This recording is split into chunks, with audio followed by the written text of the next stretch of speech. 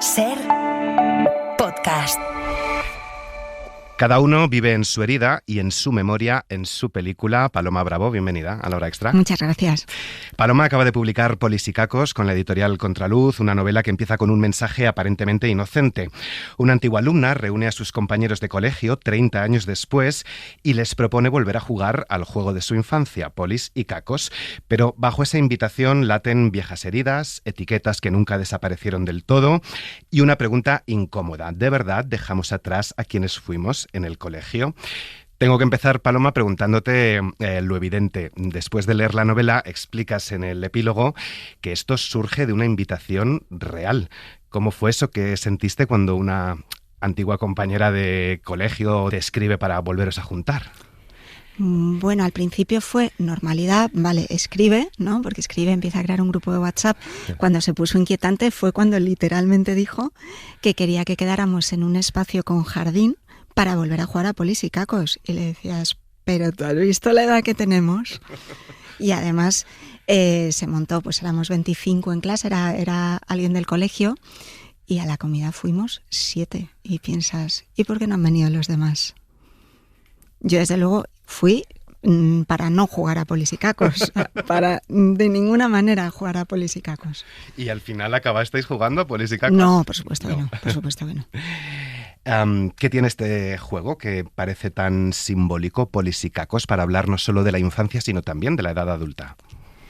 Yo creo que hay una parte en Polis y Cacos, es como las pelis de vaqueros, ¿no? Está quien es de los vaqueros y quien quiere ser siempre de los indios, pero está también este factor de la persecución, de quién es más rápido, quién es más lento, qué pasa cuando te capturan, quién se acostumbra a perder, y una cosa tremenda que al menos pasaba en mi colegio, que es quién hace los equipos, quién te elige y qué pasa cuando eres al que nadie quiere elegir en su equipo, ¿no?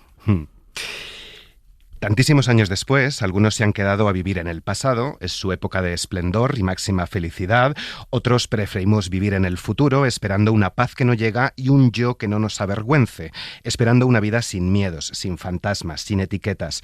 Pero más adelante leemos que todos, en cierta medida, sentían nostalgia. ¿La novela nace fruto de la nostalgia o también para cuestionar esa idea de nostalgia y de cierta idealización que tenemos de la infancia? Para mí, nostalgia ninguna. La novela nace de una pregunta, ¿no? Porque a ti te encierran de pequeño en una clase y enseguida te ponen una etiqueta.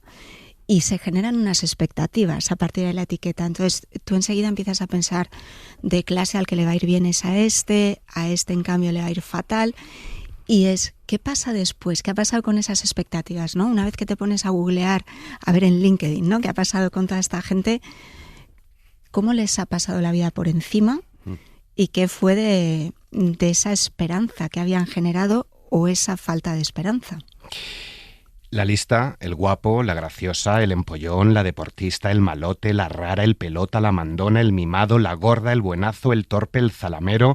Nos pasamos la vida intentando arrancarnos las etiquetas que nos ponen, pegajosas, incómodas, reduccionistas. Así empieza la novela, etiquetas que me parecen hasta generosas y suaves, porque las hay más fuertes. ¿Cuándo descubriste que nuestra identidad adulta está tan marcada por esas etiquetas de la infancia?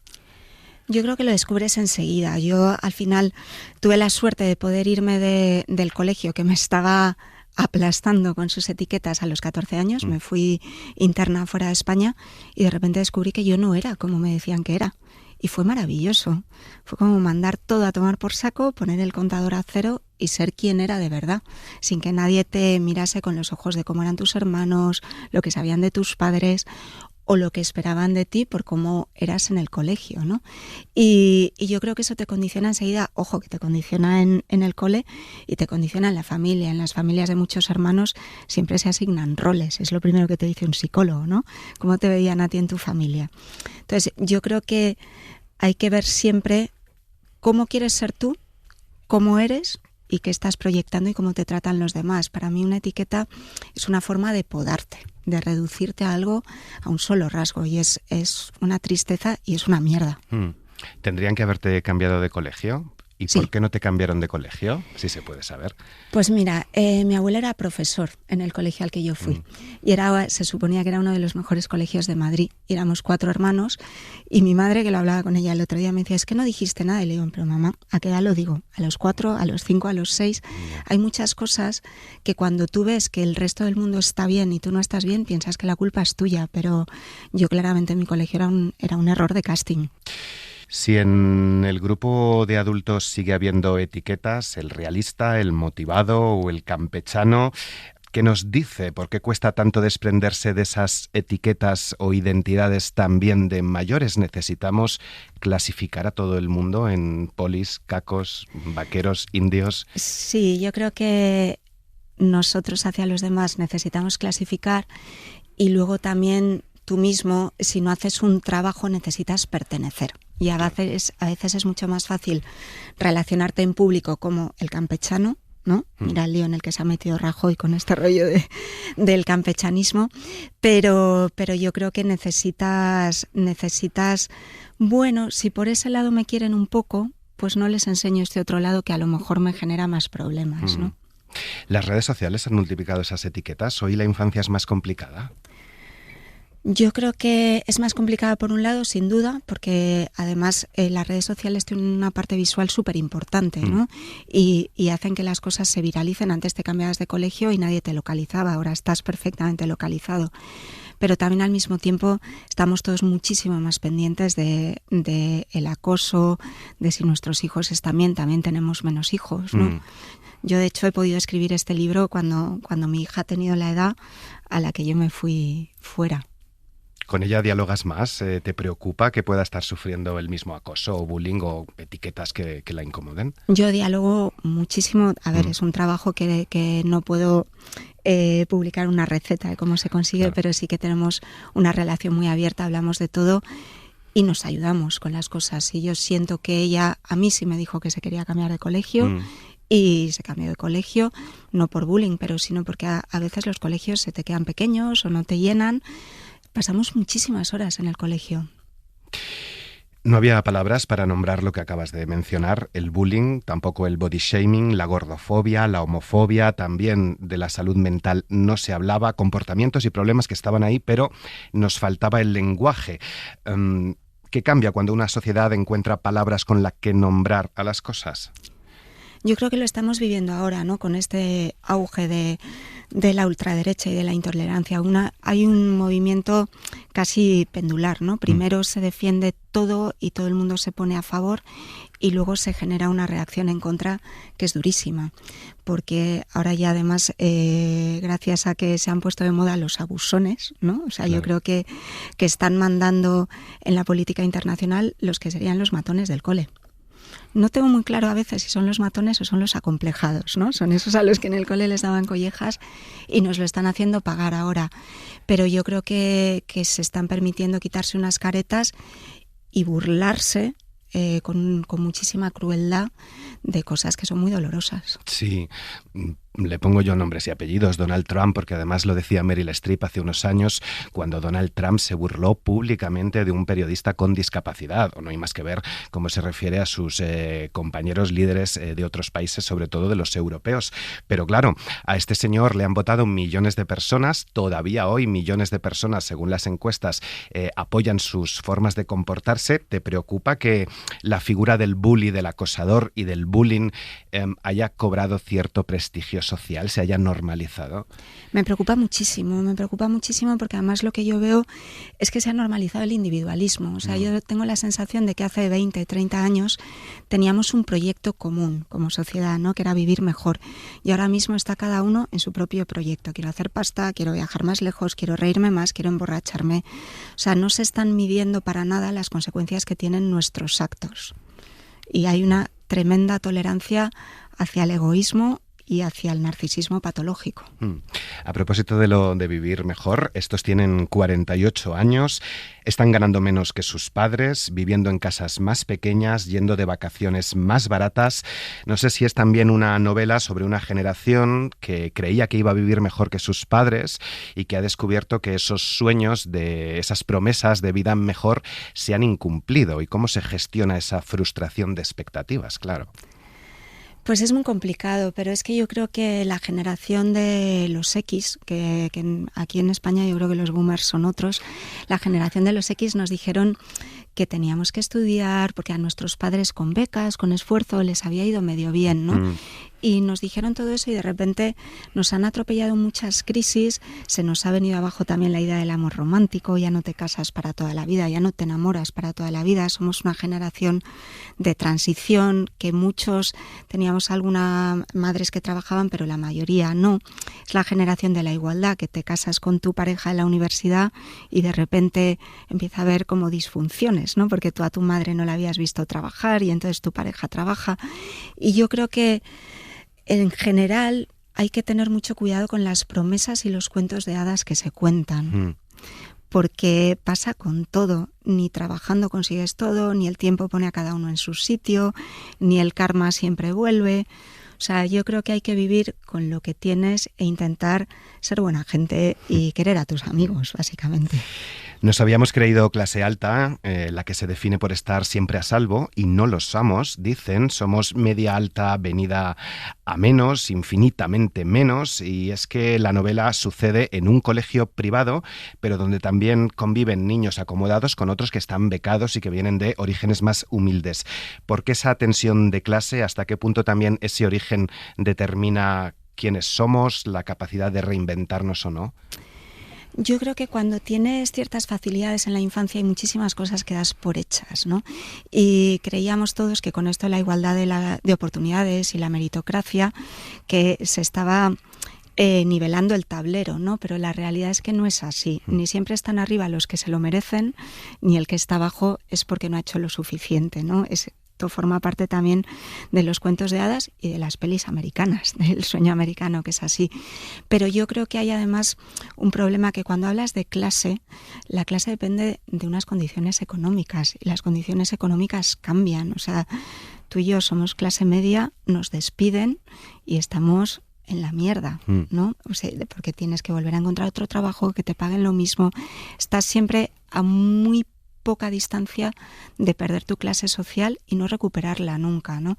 Para mí clase alta es quien no tiene que preocuparse por cómo va a vivir, y eso les ocurre a muy poquitos, pero cuando naces en un entorno que te permite creerte eso, a veces te esfuerzas menos, ¿no? Y en el colegio al que yo iba, los que éramos familia de profesores o del staff del colegio, teníamos una beca total o parcial. Y se notaba mucho, podías ir con uniforme, pero tus zapatillas de deporte eran distintas, la forma en que te comportabas para no meter en líos a la persona de tu familia que trabajaba en el cole era distinto, y desde luego no había nunca un becado que fuera el matón del cole. Y todas estas experiencias ficcionadas las recoges en la novela. Me interesa también que no solo aparecen víctimas y agresores, sino los que callan. ¿Te interesaba también esta figura, los que miran para otro lado? ¿Quién carga con mayor peso, no sé si de culpa, a lo largo de los años? ¿La víctima, el agresor, el que ha mirado para otro lado y no ha hecho nada? Yo creo que quien carga con más culpa es quien se analiza. ¿Vale? Que esto no depende de en qué posición hayas estado, sino de qué trabajo haces por las mañanas cuando te miras al espejo, ¿no? Que no pasa siempre por un terapeuta, sino por un mínimo de capacidad autocrítica. A mí me interesa mucho la cobardía y la omisión, porque yo creo que lo más difícil en la vida es ser íntegro y ser valiente.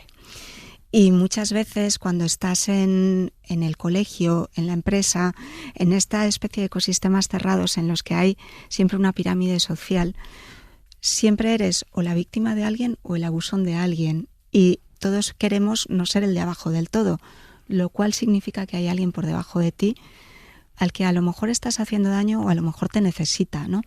Y esa capacidad de ver qué puedes hacer por alguien que lo está pasando peor que tú me parece importantísima. Es una novela muy coral, pero la que inicia este grupo de WhatsApp es Alex y es un poco el motor de la novela, la más guapa, la más fascinante, quizá también la más inquietante. ¿Quién es realmente Alex? ¿Es víctima? ¿Es villana? ¿Alguien que al final está intentando entender su propia historia, analizarse, como decías? Yo creo que Alex es víctima de sí misma, porque era la más guapa de la clase, que, ojo, la belleza lo que tiene es que se pasa, ¿no? Siempre llega alguien que es más guapa que tú, que ya lo decía la madrastra de Blancanieves, ¿no? Y yo creo que ella además era muy cabrona. Entonces hace del personaje una necesidad y una huida hacia adelante. Y como siempre ha sido la más guapa y la más rápida y siempre ha sido la líder, se cuestiona muy tarde a sí misma, y cuando se quiere cuestionar, pues ya le apoya el personaje.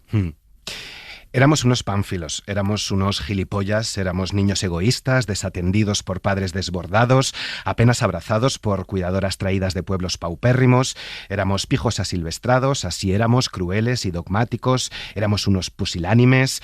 Esto es lo que van repitiendo a lo largo de la novela. ¿Podemos juzgarlos desde nuestro presente o eran otros tiempos y eran otros tiempos en los que también fallaron los adultos? Mira, Dani, a mí hay una cosa que me gusta mucho de la novela, que es que gusta a gente de todas las edades, ¿no? Porque estamos hablando de otros tiempos, pero yo he visto a gente que le ha gustado mucho a los 60 y gente que le ha gustado mucho a los 18, porque esto que estás leyendo, esto que está pasando, pasa ahora. Pasa con teléfono móvil y pasa con TikTok, pero pasa exactamente lo mismo. Yo creo que en general no hay que juzgar a los demás, porque nunca sabes sus circunstancias, pero sí creo que tenemos todos que exigirnos, no juzgarnos, que es una palabra muy dura, pero sí cuestionarnos. La novela tiene algo muy cinematográfico, son frases cortas, conversaciones, mensajes, cambios constantes de punto de vista. ¿Qué te aportaba este tipo de lenguaje en una historia muy coral? ¿Tu experiencia en el teatro te ha influido a la hora de escribir? Bueno, a mí lo que me ha influido también es que me interesa mucho todo el lenguaje audiovisual, porque creo que nos revelamos más en cómo hablamos con otros que en cómo se escriben los monólogos interiores. A mí los narradores omniscientes me aburren un poco, ¿no? Entonces sí que creo, cuando yo la primera vez que hice teatro, que una novela mía se adaptó en Nueva York, y haciendo Zoom, que entonces no estaba tan extendido, con la actriz protagonista y con la directora que lo iba a hacer, me decía, yo estaba haciendo la adaptación con ellas, ¿no? Y yo tendía a sobreescribir. Y me decía la directora, ojo, que en el teatro los espectadores sienten, ¿eh? No les tienes que contar, ellos lo tienen que sentir. Entonces, eso te cambia por completo el punto de vista, y eso lo consigues con el diálogo y con la acción. Y es bastante importante porque los personajes tienen que hablar como son. No hay nada peor que ver una película en la que todos hablan igual, una obra de teatro en la que no distingues a los personajes. Y a mí eso me parecía, por un lado, muy difícil y por otro lado, muy interesante.